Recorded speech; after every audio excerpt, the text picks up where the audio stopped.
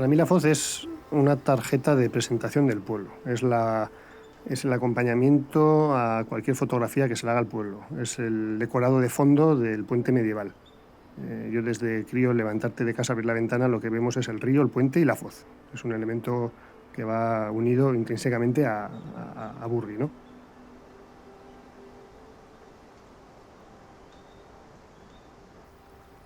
Vivíamos en la naturaleza y hacíamos pues todo lo que un crío puede hacer de pequeño, desde cabañas en el monte, casetas para pájaros, trampas, bueno, de todo, ¿no? Y era eso lo que te satisfacía, ¿no? Pues estar en contacto con el medio, con el río, con el monte, con los árboles, subiendo árboles, escarbando. Bueno, pues sí, era un poco una vida más rural, ¿no?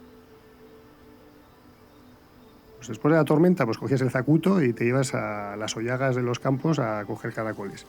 O ibas a coger modrollos, cabezones, al río, o luciérnagas por la noche, no sé. Pues al final una garganta excavada por el río Esca, con sus obstáculos, sus recodos, su peligro. Y por ahí también salían los armadieros, ¿no? En busca de, ¿no? Trabajando, lógicamente, en busca de una vida de subsistencia, pues para mantener a las familias.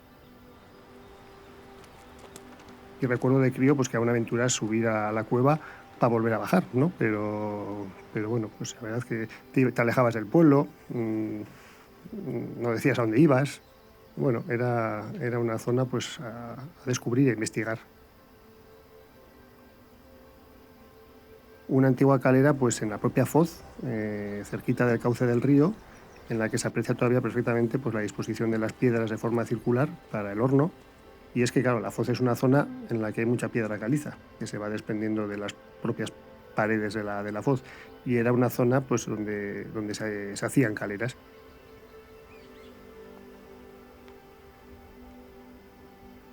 Es curioso, igual es nostalgia, porque la Foz a mí me sugiere que es, como te he dicho antes, una puerta de salida del valle.